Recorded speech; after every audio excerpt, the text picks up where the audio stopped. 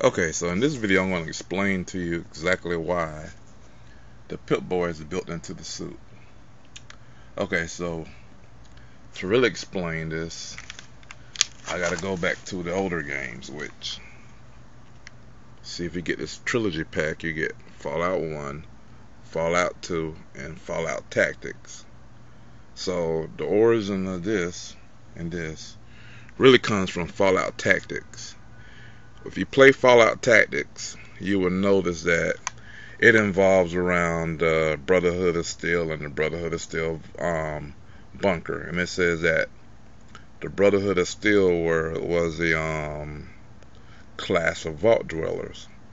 Well, in Fallout Tactics, you have your Pip-Boy, which is the military version of the Pip-Boy, because when you play Fallout 3, that particular Pip-Boy is intended for the vault system, which means it's a civilian issue.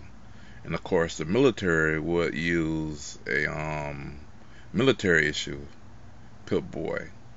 And the main reason why is because when you're playing the game, you notice that on one side you have an armored hand and everything's armored. Like, show a picture of what I'm talking about. So, on this particular side right here is where the Pip-Boy goes. Well, this isn't a glove, it's actually a robotic hand. Because that's all the power armor is. It's just basically a wearable, it's basically a robot that you put on that you wear. So, even the same thing with the Enclave Remnant armor.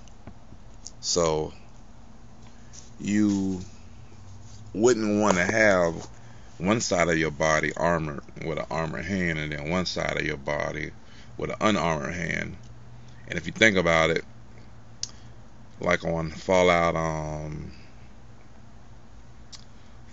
3 with Operation Anchorage, wearing the winterized power armor once you get it at the end of the game, do you really want to be walking around in the wintertime with one hand open to the elements freezing and then your other hand's not?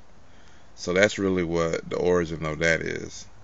And that's the reason why I decided to make the Pip-Boy inside of the forearm. So, you know, it's just the back, and that looks just like the one pretty much from the game. It's not finished, it still needs a lot more glass work done to it, but basically this is the raw parts of it. And the deal is, the knob that would normally go on your forehand is actually right here on the back of your hand, is actually right there. So all this would protect your arm and it would be armored. Same thing with the Enclave Remnant armor that I made for my son. See, this is his Pip-Boy that goes along with that I'm starting to glass up. And that explains it. And go out and get Tactics because it's only $20 for the trilogy pack. You get Fallout 1, Fallout 2, Fallout 3, Fallout Tactics. Which, Fallout Tactics is really a cool game because, number one, it's co-op missions that you can play even though this game came out in, 2001. You actually can play online, at least you could at the time. I don't know if you could still do it, but I know at the time you could play online and with your friends and do co-op missions, because Fallout Tactics actually has 3 or 4 other people you're doing a Brotherhood squad that you command. So that's pretty cool. Number 2, it has a tutorial telling exactly how to play, unlike Fallout 1 and Fallout 2. So if you're used to playing these games in Fallout 3 in New Vegas, the gameplay is different, but Tactics is very similar to Fallout 3.